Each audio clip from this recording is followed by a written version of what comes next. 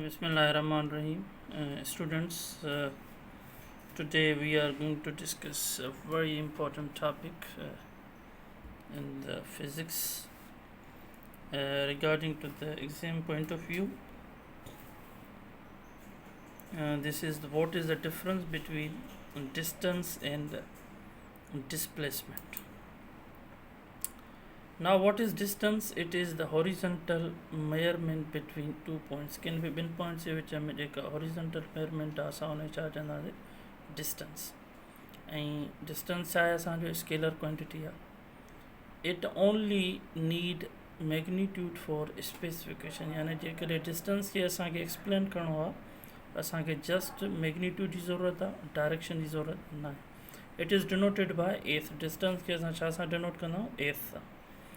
And displacement it is the minimum distance या shortest distance between 2 points या minimum distance covered by a body in particular direction. असा उन्हें छा चवंदा displacement. हाणे displacement असांजो छा आहे vector quantity आहे.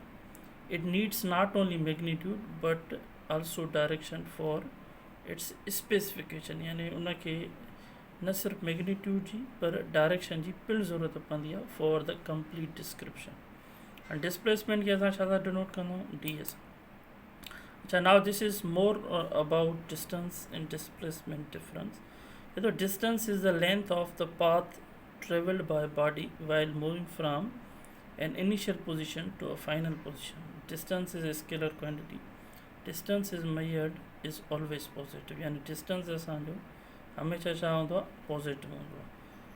जॾहिं हाणे असां वटि डिस्प्लेसमेंट जा बि हिते डिफरेंस पढ़ूं. चए थो displacement is the shortest distance between initial positions and the final position of the body. Displacement is a vector quantity. उन बाद में चए थो डिस्प्लेसमेंट कैन बी पॉजिटिव और negative depending on the reference point. पर जेको डिस्टेंस आहे उहो हमेशह असांजो छा हूंदो आहे पॉजिटिव हूंदो आहे. अच्छा, उन बाद में चए थो the total distance covered is equal to its algebraic sum of all the distances travelled in different directions. पर डिस्प्लेसमेंट असांजो छा हूंदो आहे the net displacement is the vector sum of the individual displacement in different directions.